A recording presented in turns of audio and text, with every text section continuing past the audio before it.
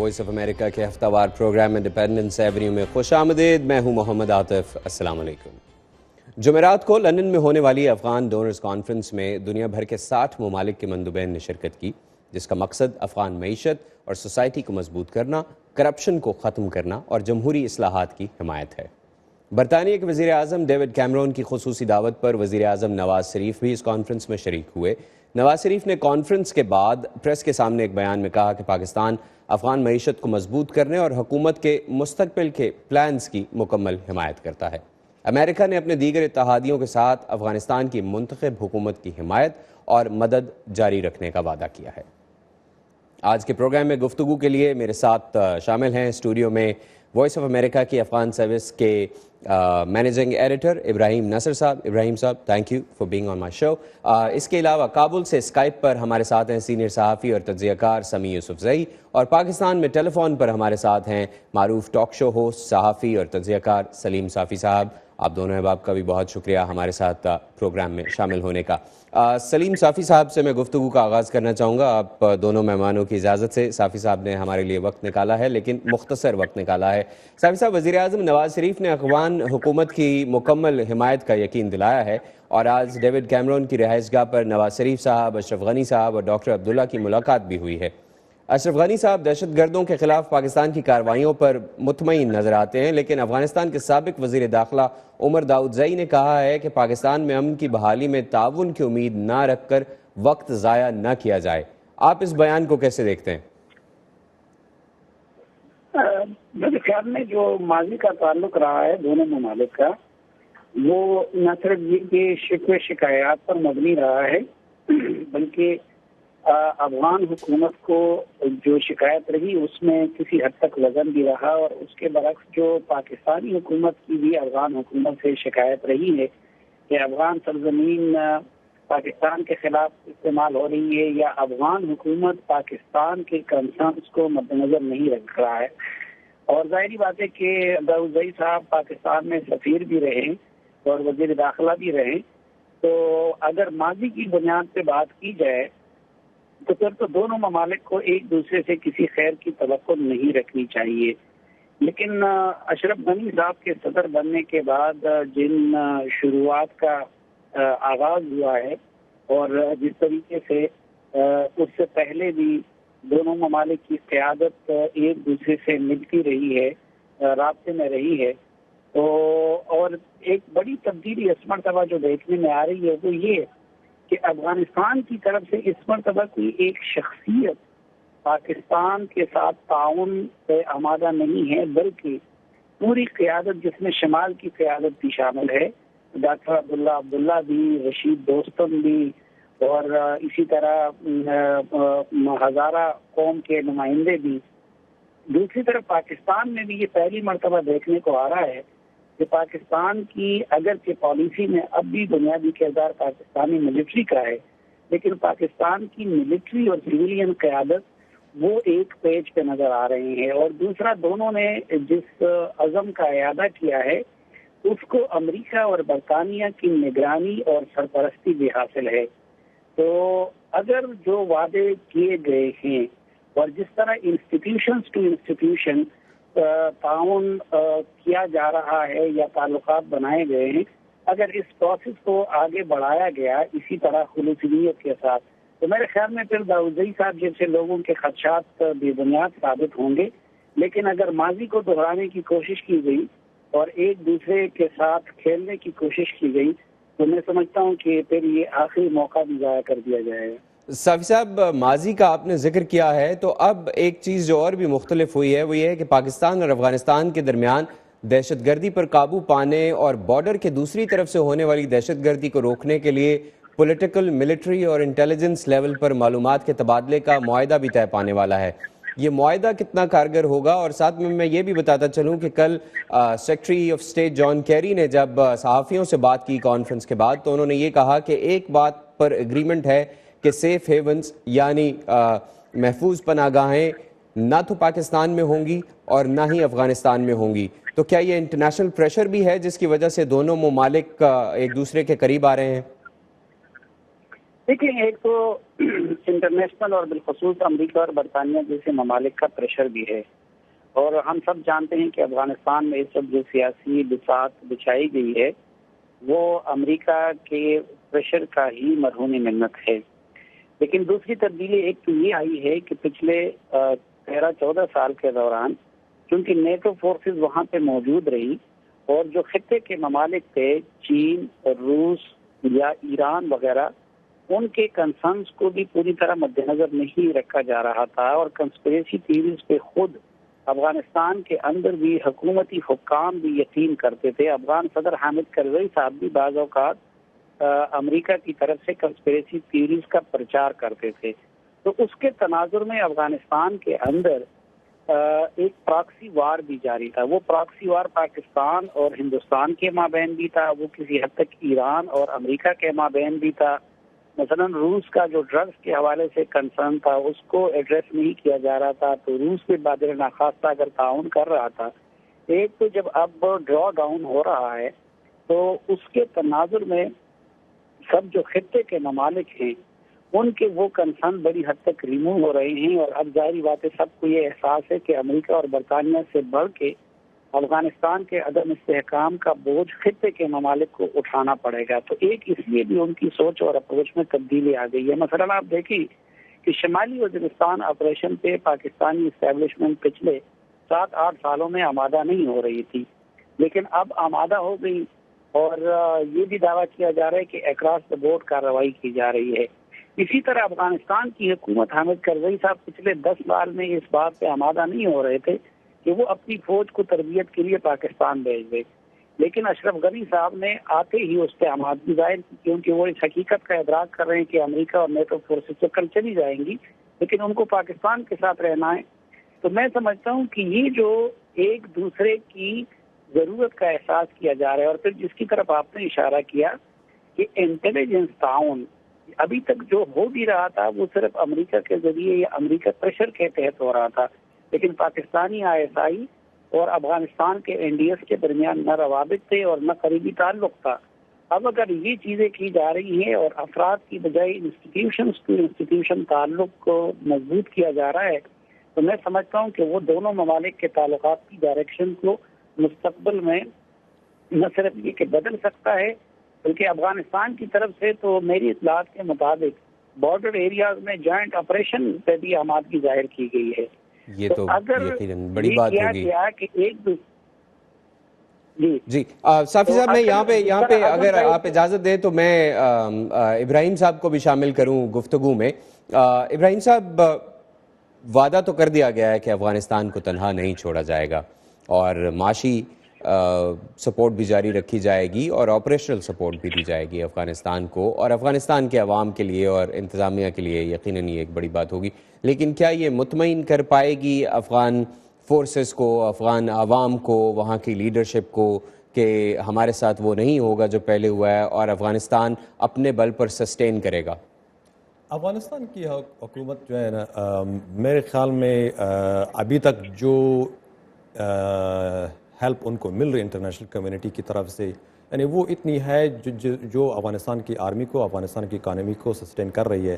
خطرہ یہی تھا کہ 2014 کے بعد جو کیا کچھ ہونے والا ہے، جب انٹرنیشنل فورسز جو وہ ڈرا کر جائیں گی، وہ بار بار جتنے بھی کانفرنسز ہوئے، 2012 کا جو ٹوکیو کا کانفرنس تھا، ابھی جو کانفرنس ہوا یہ بھی لندن میں، اس میں یہی بار بار کہا گیا ہے کہ ہم جو ہے نا وہ وی ول اسٹے دا کورس، ہم افغانستان میں رہیں گے. اور افغانستان یقیناً مطمئن ہے اس لیے کہ افغانستان خود بھی سمجھتی ہے، افغانستان کی لیڈرشپ سمجھتی ہے کہ انٹرنیشنل کمیونٹی کی ناٹ افورڈ وہ جو کچھ افغانستان میں 1990s میں ہوا وہ افورڈ نہیں کر سکتی. جو عراق میں ہوا امریکن فورسز کی ودرال کے بعد وہ انٹرنیشنل کمیونٹی افغانستان میں افورڈ نہیں کر سکتی. تو افغانستان کی حکومت میرے خیال میں سیٹسفائیڈ ہوگی کہ انٹرنیشنل جو ملٹری اسسٹنس ہے، جو اکنامک اسسٹنس ہے وہ جاری رہے گی. اصل بات یہی ہے جن کی طرف سلیم صافی نے اشارہ کیا کہ جو پیس ایفرٹس ہیں وہ کہاں تک جاتی ہیں، وار جو جاری ہے وہ کس طرح ختم ہوتی ہے، پاکستان اور افغانستان کے درمیان جو مسٹرسٹ ہے وہ کس طرح ختم ہوتا ہے. پیس پروسیس کو ایڈوانس کرنے کے لیے، اور اشرف غنی صاحب نے جو اس کے بعد صحافیوں سے بات کی ہے کانفرنس کے بعد، اس میں انہوں نے یہی کہا ہے کہ پیس از آر ٹاپ پرائیورٹی. غیر ملکی افواج کے کامبیٹ فورسز کے نکل جانے کے بعد کیا پیس پروسیس تیز ہو سکتا ہے؟ اشرف غنی صاحب کی جو بات ہے وہ بالکل صحیح ہے. پیس کے بغیر جو ہے نا کچھ بھی آگے موو نہیں کر سکتا. یعنی جو وار ہے، جو اٹیکس ہو رہے ہیں، وہی تو سب کچھ کو روک رہی ہیں. اکنامک ڈیولپمنٹ ہے، دونوں ملکوں کے درمیان جو ٹرسٹ ہے، ٹرانزٹ روٹس ہے، گیس اور جو پیٹرول کے جو پائپ لائنز ہے، الیکٹریسٹی کے جو لائنز سینٹرل ایشیا سے پاکستان تک اور پھر انڈیا تک، یہ ساری چیزیں جو ہیں وہ ڈیپینڈ کرتی ہیں پیس پہ افغانستان میں. تو افغانستان کی اپنی اکانومی، افغانستان کا اپنا سروائیول، افغانستان کی ملٹری اسٹرینگتھ اور ریجنل جو کنٹریز ہیں پاکستان اور ہندوستان بھی ایک حد تک، یہ سب ڈیپینڈ کرتا ہے پیس پہ افغانستان میں. تو یہی چیزیں جو ہے نا وہ بڑھا رہی ہے. اور جو اشرف غنی صاحب کی جو ہے نا اس نے جو ایفرٹ شروع کی ہیں، پاکستان کا جو اس نے وزٹ کیا اور پاکستان کا GHQ جو ہے اس کا وزٹ کیا، وہاں گیا، تو افغانستان کی طرف سے میرے خیال میں کافی کھلی دل سے ایفرٹس ہو رہی ہیں کہ کسی بھی طرح کمپرومائز ہو جائے، کہ جہاں بھی ٹیررسٹ سیف ہیونز ہے، چاہے افغانستان کی سائڈ پہ یا پاکستان کی سائڈ پہ یا کہیں بھی ہے، جہاں سے بھی ٹیررسٹ آرگنائزیشن کو ہیلپ مل رہی ہے، وہ کسی طرح ختم ہو جائے اور ایک ہی پیج پہ پاکستان اور افغانستان آ جائیں، اور جو اپرچونٹیز افغانستان میں افغانستان کے تھرو اویلیبل ہے ان سے فائدہ اٹھائیں. جی ہاں، اور بالکل جب اشرف غنی صاحب پاکستان گئے تھے تو اس دوران جو بات چیت ہوئی ہے اس میں اشرف غنی صاحب نے ایک 5 سال کا پلان دیا ہے. ان کے پاس 5 سال کا مینڈیٹ ہے، اور پاکستان میں اس بات کو بہت زیادہ اپریشیٹ کیا گیا کہ ایک 5 سال کے واضح اور جامع پلان پر کام کریں دونوں حکومتیں مل کے، اور آج سے 5 سال بعد کے افغانستان کے لیے کام کریں. So that was good. Sami sahab, دسمبر کا مہینہ شروع ہو چکا ہے، امریکی اور نیٹو افواج کی بڑی تعداد افغانستان سے نکل چکی ہے، اور ظاہری بات ہے December 31 would mark the deadline for US combat troops withdrawal. Diplomatic missions اور بین الاقوامی اداروں کے دفاتر اور ورکرز پر حملوں میں اضافہ ہو گیا ہے. کیا وجہ ہے کہ جنگجوؤں نے ایک دم سے کابل پر حملے کرنا شروع کر دیے ہیں؟ اس کے 2-3 بنیادی وجوہات ہیں. ایک تو یہ ہے کہ الیکشن کے بعد کابل میں ایک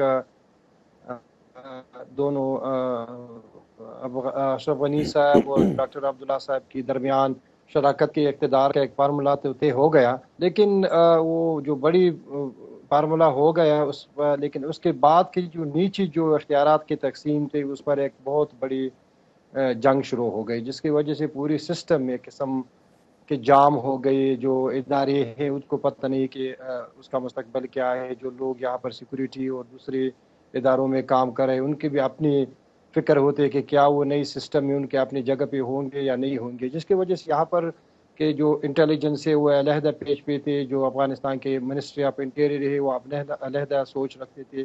ڈیفنس کا ایک اور اپنا ایک اسٹرگل تھا. تو میرے خیال میں لیک اپ کمیونیکیشن اور کوآرڈینیشن کی وجہ سے طالبان نے یہ موقع پایا کہ اس وقت حکومت قدر کمزور ہے جو پولیٹیکل انسٹیبلٹی کی وجہ سے، تو انہوں نے اس سے بھرپور فائدہ اٹھایا اور کافی اٹیکس کیے. دوسرے وجہ یہ ہے کہ افغان حکومت پر وہ پریشر بڑھانا چاہتے تھے کہ طالبان ابھی کمزور نہیں ہے. آپ لوگوں نے ایک فارمولہ اقتدار طے کیا، لیکن طالبان کے ساتھ بالآخر آپ کو مذاکرات کرنی ہے، اور مذاکرات سے پہلے انہوں نے ایک بھرپور جواب دیا کہ ہم ابھی بھی طالبان میں اس کا قوت ہے، اس طرح استطاعت ہے کہ وہ اپنے خود کو ثابت کر سکتے ہیں کہ وہ ایک لمبی لڑائی کے لیے افغانستان میں موجود ہے. تیسرا وجہ یہ ہے کہ طالبان کے ساتھ اس مرتبہ بہت زیادہ پاکستان آرمی نے جو آپریشن شروع کیا اس کے بعد بہت بڑی تعداد میں پاکستانی طالبان افغانستان پہنچ گئی. تو افغان طالبان کو ایک قسم کا بونس مل گئے کہ وہ اس کو استعمال کرے. تو انہوں نے ہر جگہ پہ جو ایک بونس مل گیا تھا پاکستانی طالبان کے شیپ میں انہوں نے بھرپور استعمال کیا، اور بڑی بڑی اٹیکس بھی ہے. حالانکہ طالبان کی پالیسی اس سال کے لیے یہ تھی کہ وہ اپنے مین پاور کو سیو کریں گے، محفوظ کریں گے، اپنے لوگوں کو محفوظ کریں گے آئندہ 2014 کے بعد کی صورتحال کے لیے. لیکن ایک دم پاکستان نے آپریشن شروع کر دیا، جس کی وجہ سے طالبان کے پاس بڑی تعداد میں پاکستانی طالبان آ گئی، اور میرے خیال میں جتنی ٹیکس ہو گئی اس میں پاکستانی طالبان جو آپریشن کے بعد بھاگ گئی افغانستان، اس کا ایک کردار ہے۔ تو انہوں نے ایک بھرپور جواب دیا، لیکن اس وقت بھی بنیادی مسئلہ یہی ہے کہ ابھی تک افغانستان کے کیبنٹ پر اختلافات ہے، اور 2 مہینے سے زیادہ گزر گئی ہے کہ وہ دونوں جو شیئرنگ فارمولا ہے اس میں ابھی تک یہ ڈیفائن نہ کر سکے کہ یا 5 جو منسٹری ان پر 50-50 شیئرنگ ہے یا پورے سسٹم پر۔ اب لگتا ہے کہ ڈاکٹر عبداللہ صاحب کہہ رہے ہیں کہ فارمولا 5 منسٹری کے لیے نہیں تھا، پورے سسٹم پر 50-50 شیئرنگ ہو گئی، جو میرے خیال میں ایک الیکشن کے بعد جو کرائسس شروع ہو گئی تھی وہ ابھی تک ختم نہیں ہوئی، اور ابھی بھی بہت ہی ایک لمبا سفر ہے کیبنٹ کے سمیع صاحب، یہ جو لڑائی ہے پاور شیئرنگ کی، یا جو ڈس ایگریمنٹ ہے پاور شیئرنگ پر، یہ پولیسنگ اور افغان نیشنل فورسز کے اوپر کس طرح سے ریفلیکٹ کر رہا ہے؟ اس پر کیا اثرات پڑ رہے ہیں اس ڈس بالکل اس ایگریمنٹ پر کے؟ ریفلیکٹس ہو رہے ہیں۔ یہاں پر مسئلہ یہ ہے کہ انٹیرین منسٹری بھی اسی بنیادوں پہ ہے کہ یہاں پر یا ڈاکٹر غنی صاحب کا بندہ ہے ڈیفینس میں، یا عبداللہ صاحب کا بندہ ہے انٹیلیجنس میں، بھی مختلف لوگ ہیں۔ تو پہلے بھی اس طرح خبریں آ رہے تھے کہ کچھ ایون جو ملٹری آپریشن ہے افغان آرمی کے، اس میں افغان ڈیفنس فورسز ایک ہی پیج پہ ہے، اور جو انٹیلیجنس ہے ہو یا انٹیریئر منسٹری کی پولیس ہے وہ ان کا علیحدہ ایک سوچ ہے۔ تو ان کا ایک پراپر کوارڈینیشن نہیں ہے، اور کوارڈینیشن اس وجہ سے نہیں ہے کہ جو سربراہان ہے یا منسٹرز ہے وہ بجائے کہ سینٹرل حکومت کے جو پریزیڈنٹ صاحب ہے وہ اپنی جو پارٹیز ہے ان کے اپنے مفادات ان سے وابستہ ہے۔ تو ابھی بھی یہی بات کیا جاتا ہے، اگر ایک منسٹری کو تقسیم کیا جائے تو ڈپٹی منسٹر کیا وہ غنی صاحب کو جواب دہ ہوں گے یا ڈاکٹر عبداللہ صاحب ہوگا؟ تو میرے خیال میں طالبان کو بھی یہ پتہ ہے کہ جب تک ایک مضبوط حکومت نہ ہو اس وقت تک افغان حکومت اور طالبان کا جو پیس کا جو ایک بہت اہم مستقبل کے لیے جو سب سے جو اہم۔ سمیع صاحب کی آواز کٹ گئی ہے، آئی ہوپ ہمارا رابطہ ان سے قائم ہے۔ سلیم صافی صاحب، سمیع صاحب کو آپ نے سنا ابھی، جیسے انہوں نے ذکر کیا کہ یہ جو ڈس ایگریمنٹ ہے ڈاکٹر عبداللہ اور اشرف غنی صاحب کے درمیان اور ان کے حامیوں کے درمیان، اس کا ریفلیکشن پورے افغانستان پر پڑ رہا ہے۔ کوئی یہ نہیں جانتا کہ اس کو کس کو رپورٹ کرنا ہے یا کس کی انسٹرکشنز کو فالو کرنا ہے۔ اس کے اثرات افغان معیشت پر بھی نظر آنا شروع ہو گئے ہیں۔ ایک تو انخلا ہے، اس کے بعد پھر آپس کے جو اختلافات ہیں وہ بھی نظر آ رہے ہیں، اور اس کے ظاہری بات ہے جب تک وہ حل نہیں ہوتا اس کے اثرات تو نظر آئیں گے۔ پاکستان اس وقت جہاں ایک طرف جیسے آپ نے ذکر کیا کہ نارتھ وزیرستان میں آپریشن کر رہا ہے اور بڑا مستقل مزاجی سے یہ آپریشن کر رہا ہے، اس کے علاوہ پاکستان کے افغان معیشت کے اندر کیا کنٹریبیوشن ہو سکتا ہے آنے والے دنوں میں؟ دیکھیے، ابھی تک تو افغانستان کی معیشت میں جو زیادہ تر پاکستان کا حصہ ہے وہ بڑی حد تک جس کو ہم انڈاکومنٹڈ اکانومی کہتے ہیں اس کی شکل میں بھی ہے، اور دوسرا ایک پاکستانی معیشت پہ اس لیے بھی افغانستان کی وجہ سے اثر پڑ رہا ہے کیونکہ وہاں کے جو ریفیوجیز ہیں وہ بڑی تعداد میں پاکستان کی ریسورسز کو استعمال کر رہے ہیں۔ لیکن افغانستان میں سمجھتا ہوں کہ معاشی فرنٹ پہ یہ ایک بڑی تبدیلی آ رہی ہے کہ پچھلے 13-14 سال میں پہلی مرتبہ افغانستان کی اکانومی، جو کہ ابھی تک تقریباً 100% غیر ملکی امداد پہ کڑی تھی، تو اس کو اب اپنے کسی حد تک انٹرنل ریسورسز کی طرف لوٹنا ہوگا۔ لیکن اس میں یہ ایک مثبت چیز ہو گئی ہے کہ افغانستان میں اشرف غنی صاحب صدر بن گئے ہیں جو بنیادی طور پر ماہر معیشت ہے، اور افغانستان کی معیشت کو بھی شروع میں انہوں نے وزیر خزانہ بھی رہے، انہوں نے ہی ان بنیادوں پہ کھڑا کیا تھا۔ دوسری طرف پاکستان میں میاں نواز شریف صاحب ہیں جن کا پولیٹیکل اور اسٹریٹجک ویژن تو اگرچہ بڑی حد تک قابل رحم ہے، اور اس حوالے سے ان کی سوچ کو کسی بھی حوالے سے اپریشیٹ نہیں کیا جا سکتا، لیکن وہ بنیادی طور پر ایک کاروباری شخصیت ہے، اور ان کا بھی زیادہ تر فوکس وہ اکانومی سے ریلیٹڈ چیزوں پہ ہی ہوتی ہے۔ اب اشرف غنی صاحب نے اقتدار میں آتے ہی جس طریقے سے بیجنگ کانفرنس میں شرکت کی، اس کو ترجیح دی جو بنیادی طور پر استنبول پروسیس ہی کا حصہ ہے اور جس کا بنیادی ہدف ریجن کی سطح پہ افغانستان کو ایک بنیاد بنا کے اور مرکز بنا کے ایک اکنامک ہب بنانا ہے. اور پھر پاکستان کے ساتھ بھی انہوں نے پہلے دورے میں زیادہ تر توجہ اکنامک اور اکانومی سے ریلیٹڈ معاہد ان پہ رکھی. تو اگر تو اشرف غنی صاحب اس طرح اپنے ویژن کو آگے لے جا سکے اور میاں نواز شریف صاحب نے بھی جس طرح عزم ظاہر کیا ہے وہ بھی اسی طرح تعاون کر سکے, تو میں سمجھتا ہوں کہ افغانستان کی اکانومی کا جو ایک بڑا چیلنج جو سامنے آ رہا ہے تو اس سے دونوں ممالک عہدبرا ہو سکتی ہیں.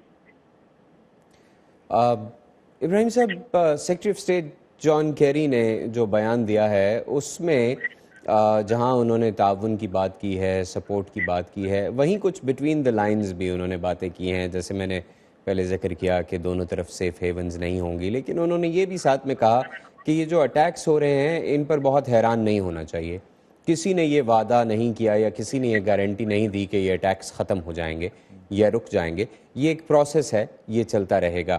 آپ اس بیان کو کیسے دیکھ رہے ہیں, اور اگر یہ اٹیکس بڑھ جاتے ہیں تو کوئی کاؤنٹر اسٹریٹجی بھی ہوگی غیر ملکی جو پارٹنرز ہیں افغانستان کے ان کی؟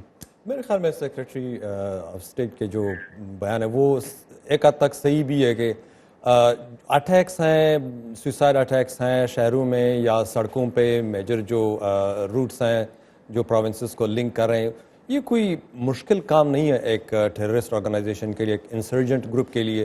کسی شہر میں جہاں 4 ملین 4 ملین لوگ رہتے ہیں اس کے اندر کسی ایک یا دو بندوں کو بھیجنا اور وہاں ٹیررسٹ اٹیکس کرنا کوئی مشکل بات نہیں ہے. اس کو روکنا کافی مشکل ہوگا. پاکستان میں بھی یہ چیزیں ہو رہی ہیں, ہندوستان میں بھی اسی قسم کے اٹیکس ہوئے ہیں, یعنی یہاں تک کہ ہندوستان کے پارلیمنٹ کے اندر ہوئے. یہاں ہم دیکھتے ہیں کہ امریکہ میں بھی اسی قسم کے اٹیکس ہوئے, لندن میں اسی قسم کے اٹیکس ہوئے.